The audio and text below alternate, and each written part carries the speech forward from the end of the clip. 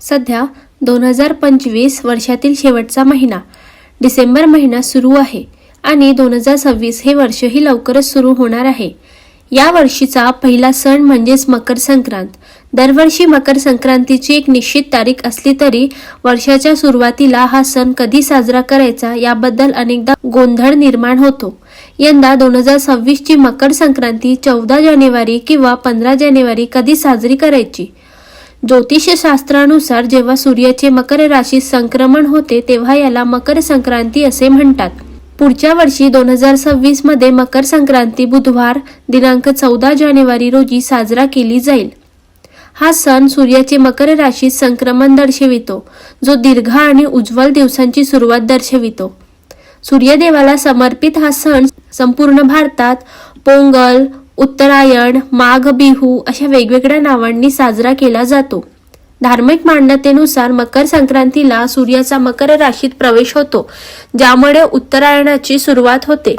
सूर्याचा पवित्र उत्तरायण प्रवास हिंदू श्रद्धेनुसार उत्तरायण हा अतिशय शुभ मानला जातो, जो आध्यात्मिक प्रकाश, सकारात्मक आणि अंधारावर प्रकाशाचा विजय दर्शवितो। हा सण सूर्यदेवाशी संबंधित आहे आणि भक्त कृतज्ञता व्यक्त करण्यासाठी प्रार्थना, पाणी आणि तिळाचे लाडू किंवा मिठाई अर्पण करतात। मकर संक्रांतीच्या दिवशी स्नान, दान आणि पूजा करणे हे अत्यंत शुभ मानले जाते। या काळात ही कामे केल्याने अनेक पटींनी जास्त फायदा मिळतो। मकर संक्रांतीचा सण हा सौभाग्यवती स्त्रियांसाठी खूपच खास मानला जातो, कारण प्रत्येक स्त्रीला छान असं तयार व्हायला खूप आवडतं। त्यामुळे संक्रांतीचा सण हा महिलांसाठी खूपच मोठा दिवस आहे। मकर संक्रांतीच्या दिवशी विवाहित महिला सुगड पुजतात। सुगड म्हणजेच मातीची छोटी बोळकी। या दिवशी सकाळी लवकर उठून स्नान करावे, मग सूर्याला अर्घ्य द्यावे। त्यानंतर विवाहित महिला या एकाच दिवशी काळ्या रंगाचे वस्त्र घालून पूजा करू शकतात। त्यामुळे पूजेचा शुभ मुहूर्त पाहून आपल्या देवघरात 5 सुगड घ्यावेत, ते एका पाटावर ठेवावे, त्यांना लाल धागा बांधावा व हळद कुंकू लावावे। मग सुगडीत बोरे, गाजर, शेंगा, उसाचे तुकडे, हरभरा, तिळगुळ ठेवावे। यातील एक सुगड आपल्या देवघरात ठेवावे, दुसरे तुळशीपाशी ठेवावे। त्यानंतर राम मंदिरात जाऊन रामाचा ओवसा करावा। एक सुगड रामापाशी ठेवावे, एक सुगड सवाष्णीला द्यावे व एक सुगड कोणत्याही मंदिरात ठेवावे। अशा प्रकारे सुवासिनी महिला पूजा करतात। त्यानंतर तिळाची गोड पोळी घरात केली जाते व त्यांचाच देवाला नैवेद्य दाखविला जातो। आजच्या व्हिडिओमध्ये आपण तुम्हाला मकर संक्रांतीच्या दिवशी सौभाग्यवती स्त्रियांनी कोणत्या रंगाची साडी नेसावी, त्याचबरोबर कोणत्या रंगाची साडी चुकून देखील नेसू नये, संक्रांतीसाठी कोणते शुभ रंग आहेत, या दिवशी अनेक स्त्रिया बांगड्या भरतात, तर बांगड्या भरताना कोणत्या रंगाच्या बांगड्या अजिबात घालायच्या नाही आणि कोणत्या प्रकारच्या बांगड्या घालाव्यात, कोणत्या रंगाच्या घालाव्यात आणि बांगड्या घालण्याचे काय नियम आहेत, अशी सर्व माहिती आज आपण या व्हिडिओमध्ये बघणार आहोत।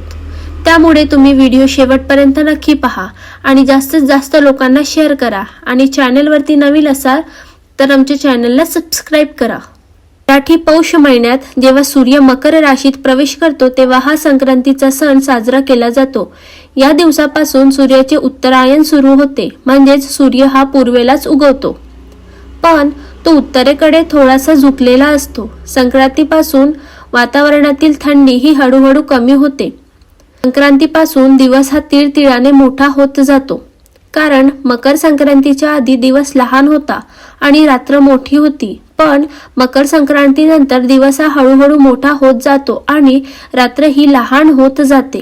तसेच मकर संक्रांतीला स्नान, दान, धर्म, देवाचे दर्शन, तप यांना विशेष महत्त्व दिले जाते।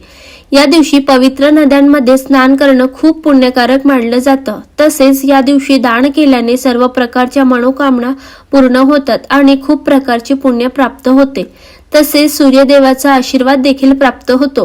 विशेष म्हणजे मकर संक्रांतीचा सण हा नात्यातील गोडवा वाढवण्यासाठी खूपच महत्त्वाचा मानला जातो, कारण या दिवशी सर्वजण एकमेकांना तिळगुळ देऊन आनंद व्यक्त करतात। तर अशा प्रकारे या मकर संक्रांतीत खूपच महत्त्व आहे। पण त्याचबरोबर स्त्रियांसाठी हा सण अतिशय महत्त्वाचा मानला जातो, कारण या सणाला हळदी कुंकवाला विशेष महत्त्व दिले जाते. त्यामुळे एक सौभाग्यकारक सण म्हटला तरी सुद्धा चालेल. संक्रांती निमित्त महिला संक्रांतीपासून ते रथसप्तमीपर्यंत कधीही हळद कुंकवाचा कार्यक्रम करत असतात. त्यामुळे संक्रांतीचा सण हा महिलांसाठी खूपच महत्त्वाचा मानला जातो. त्यामध्ये स्त्रियांना प्रश्न पडलेला असतो की या दिवशी कोणत्या रंगाची साडी नेसावी किंवा कोणत्या रंगाची साडी नेसू नये. आपल्या हिंदू धर्मात प्रत्येक रंगाचं वेगळं आणि अनन्यसाधारण असं महत्त्व आहे, कारण प्रत्येक रंग आपल्याला एक वेगळी ऊर्जा प्रदान करतो. काही रंग सकारात्मक शुभदायी लहरी प्रदान करतात आणि काही रंग तर अशुभ मानले जाते, नकारात्मकतेचे प्रतीक मानले जातात. पण आपल्या हिंदू धर्मात असे काही 4-5 रंग आहेत जे शुभ मानले जातात आणि प्रत्येक कार्यासाठी किंवा देव कार्यासाठी सुद्धा हे रंग वापरले जातात. त्यामध्ये पहिला रंग आहे तर तो म्हणजे हिरवा. हिरवा रंग हे सौभाग्याचे प्रतीक मानला जातो, कारण नवरी सुद्धा लग्नामध्ये हिरवा रंगाचा चुडा भरत असते. नवरी सुद्धा लग्नामध्ये हिरव्या रंगाच्या बांगड्या भरत असते. महिला लग्न झाल्यानंतर सुद्धा हिरव्या रंगाच्या बांगड्या हातामध्ये घालत असतात, कारण त्यामुळे पतीचं आयुष्य वाढतं असं हिंदू धर्मशास्त्रामध्ये सांगितलेले आहे. त्याचबरोबर हिरवा रंग हा निसर्गाशी संबंधित असल्यामुळे एक प्रकारची वेगळीच ऊर्जा तुम्हाला मिळतं. तरातही हिरव्या रंगाला खूप महत्त्व दिले जाते. ताणतणावाच्या प्रसंगी हिरव्यागार झाडाकडे किंवा हिरव्यागार गवताकडे काही वेळ मनसोक्त पाहिल्याने देखील आपलं मन आहे ते शांत होते, आपल्या डोळ्यांना शीतलता प्राप्त होते. त्यामुळे हिरव्या रंगाचं खूप महत्त्व आहे. त्याचबरोबर आपण देवीची ओटी भरताना सुद्धा हिरव्या रंगाचं ब्लाउज पीस किंवा हिरव्या रंगाची साडी घेतो. त्यावर हिरवा रंग हा देखील देवीला किती प्रिय आहे हे आपल्याला समजतं. त्यामुळे जर शक्य झालं तर तुम्ही किंवा तुमच्याकडे असेल तर हिरव्या रंगाची साडी अवश्य नेसा. नसेल तर आपल्या हिंदू धर्मशास्त्रामध्ये लाल रंग हा देखील खूप शुभ मानला जातो. लाल रंग हा सर्वात आकर्षक मानला जातो. देवी लक्ष्मीला देखील लाल रंग खूप प्रिय आहे. लाल रंग हे तेजाचे प्रतीक मानले जाते. लाल रंग हा शौर्य, संघर्ष, ऊर्जेचं, उत्साहाचं, नवीन जीवनाशी संबंधित मानला जातो. रोजची देवपूजा करताना सुद्धा किंवा कोणतीही इतर देवपूजा मांडताना सुद्धा पाटावरती लाल रंगाचे वस्त्र टाकतो, कारण लाल रंग हा सर्व देवांना त्याचबरोबर माता लक्ष्मींना सुद्धा अत्यंत प्रिय आहे.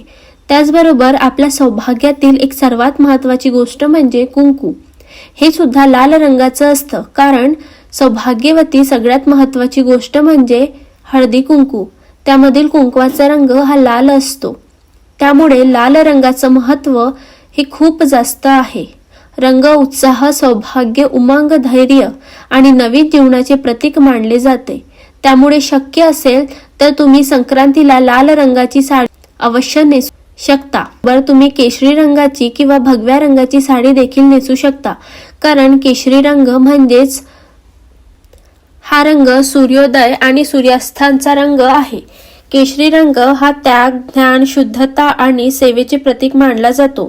छत्रपती शिवाजी महाराजांच्या सेनेचा ध्वज, रामकृष्ण आणि अर्जुन यांच्या रथाचे ध्वज केशरी रंगाचे होते, कारण केशरी रंग हा शौर्य, बलिदान प्रदान करतो आणि वीरता यांचे प्रतीक मानले जाते. तसेच केशरी रंग हा देवी शक्तीचे प्रतिनिधित्व करतो. या रंगातून एक सकारात्मक ऊर्जा प्रवाहित होते. त्यामुळे तुम्ही केशरी रंगाची साडी जरी नेसली तरी तुम्हाला सुद्धा एक नवीन प्रकारची ऊर्जा मिळते. त्यानंतर सर्वात स्त्री वर्गांचा आवडता रंग म्हणजेच गुलाबी. गुलाबी हा रंग प्रत्येक स्त्रीला खूप आवडतो. गुलाबी रंग म्हणजेच प्रेमाचा रंग मानला जातो. तसेच हा रंग आनंदाचा प्रतीक सुद्धा आहे. गुलाबी रंग हा नेहमी स्त्रियांना आकर्षित करत असतो. स्त्रीचं वय काहीही असो तरी देखील त्यांना गुलाबी रंग हा आवडतोच. गुलाबी रंगाचे कपडे परिधान केल्यामुळे आपलं मन देखील खूप प्रसन्न होते. एक वेगळीच एनर्जी आपल्याला मिळते. तसेच गुलाबी रंगामुळे खूप समाधान येतं आणि मन सुद्धा शांत राहतं. त्यामुळे गुलाबी रंगाची वेगळीच अशी काही महत्त्व आहे. त्यामुळे तुम्हाला संक्रांतीला गुलाबी रंगाची साडी तुम्ही अवश्य नेसू शकता.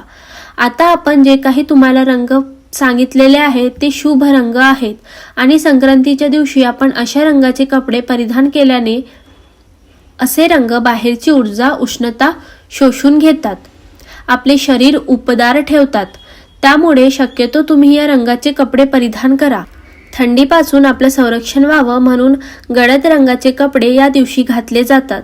पण त्याचबरोबर तुम्ही चिंतामणी कलर, पोपटी कलर, राणी कलर, क्रीम कलर अशा रंगाचे कपडे देखील घालू शकता. अशा साड्या देखील तुम्ही या दिवशी नेसू शकता. परंतु सगळ्यात महत्त्वाची गोष्ट म्हणजेच मकर संक्रांत हा असा एकमेव सण आहे की या दिवशी रंगांचे कपडे आवर्जून घातले जातात किंवा रंगांची साडी आवर्जून नेसली जातात. मकर संक्रांतीच्या दिवशी काळे वस्त्र परिधान करण्याची प्रथा आहे. मकर संक्रांतीच्या दिवशी रात्र मोठी असते. या दिवसापासून दिनमान वाढायला सुरुवात होते. मकर संक्रांती थंडीमध्ये येत असते. थंडीच्या दिवसात आपलं शरीर उबदार राहावं म्हणून मकर संक्रांतीला रंगांची वस्त्रे परिधान करण्याची प्रथा आहे. थंडीच्या दिवसात तीळ हे देखील शरीरास खूप उपयुक्त असतात म्हणून तिळगुळ देण्याची प्रथा पडली आहे. वर्षभरात कुणाशीही भांडण झालं असेल तर मकर संक्रांतीच्या दिवशी तिळगुळ देऊन क्षमा मागून विसरून जाऊया असा संदेश देण्याची प्रथा आहे. पण तुम्हाला प्रश्न पडला असेल की या दिवशी कोणत्या रंगाची साडी नेसायची नाही, तर आपल्या हिंदू परंपरेनुसार संक्रांती देवीने ज्या रंगाचं वस्त्र परिधान केलेलं आहे तो रंग वर्ज करायचा असतो. दरवर्षी संक्रांती देवी ही वेगवेगळ्या रंगाने वस्त्र परिधान करतात आणि ही पद्धत अगदी पूर्वीपासून चालत आलेली आहे. संक्रांत जवळ आली की सर्व महिलांची चर्चा असते, या वर्षीची संक्रांत कोणत्या रंगावरती आलेली आहे किंवा संक्रांत कशावरती आलेली आहे. तर या वर्षी म्हणजे 2026ला संक्रांत ही पिवळ्या रंगावर आलेली आहे. त्यामुळे यावर्षी संक्रांतीला आपल्याला पिवळ्या रंगाची साडी चुकून देखील नेसायची नाही. पिवळा रंग अशुभ मानला जातो असं अजिबात म्हणणार नाही, पण फक्त या संक्रांतीच्या सणापुरतच आपल्याला संक्रांती देवीने जे वस्त्र परिधान केलेले आहे ते वस्त्र आपल्याला घालायचे नाही आहे.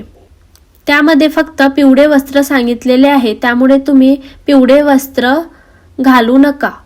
बाकी तुम्ही इतर पिवळ्या गोष्टी ज्या आहे तर त्या वापरू शकता. ते म्हणजे हळदी कुंकूमधली हळद असेल, सोन्याचे दागिने असतील, या गोष्टी तुम्ही वापरू शकता. फक्त पिवळे वस्त्र आपल्याला या संक्रांतीला परिधान करायचे नाही आहे.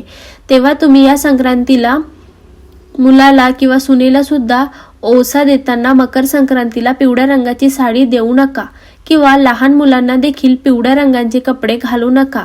तसं तर पिवळ्या रंगाचं खूप महत्त्व आहे. पिवळ्या रंगाला पितांबर असं म्हटलं जातं, पण आपल्याला या संक्रांतीच्या सणापुरतं तेवढं 1 दिवस किंवा संक्रांतीचे 3 दिवस आपल्याला पिवळा रंग हा घालायचा नाही आहे. साड्याबरोबरच संक्रांतीला बांगड्या भरण्याची सुद्धा पद्धत आहे. पूर्वीपासून आपली आजी असेल, आई असेल तर त्या संक्रांत म्हणा किंवा नागपंचमी म्हणा अशा सणाला बांगड्या भरतात. आता आपण मुली बांगड्या भरायला कासाराकडे जात नसतो, तरी पण दुकानातून संक्रांतीसाठी नवीन बांगड्या विकत तरी घेत असतो आणि आपण घ्यायलाच हव्या. 16 शृंगारांमध्ये बांगड्यांचा समावेश असतो. त्यामुळे हिंदू शास्त्रांमध्ये बांगड्यांना खूप महत्त्व दिलेलं आहे.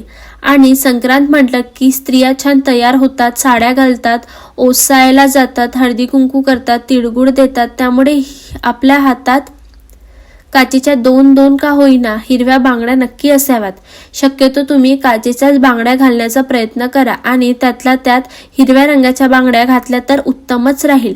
कारण हिरवा रंग हा शुभ मानला जातो, तसेच सौभाग्याचा प्रतीक मानला जातो. हिरव्या रंगाच्या बांगड्या घातल्यामुळे तुमच्या पतीचं आयुष्य वाढतं असं म्हटलं जातं.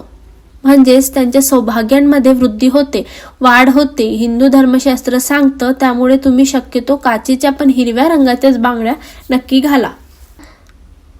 जर हा व्हिडिओ तुम्हाला आवडला असेल तर मंदिर यात्रा विथ निकुराज या चॅनलला लाईक करा, शेअर करा आणि सबस्क्राईब करायला विसरू नका. आणि हा व्हिडिओ जास्तीत जास्त लोकांना शेअर करा. धन्यवाद.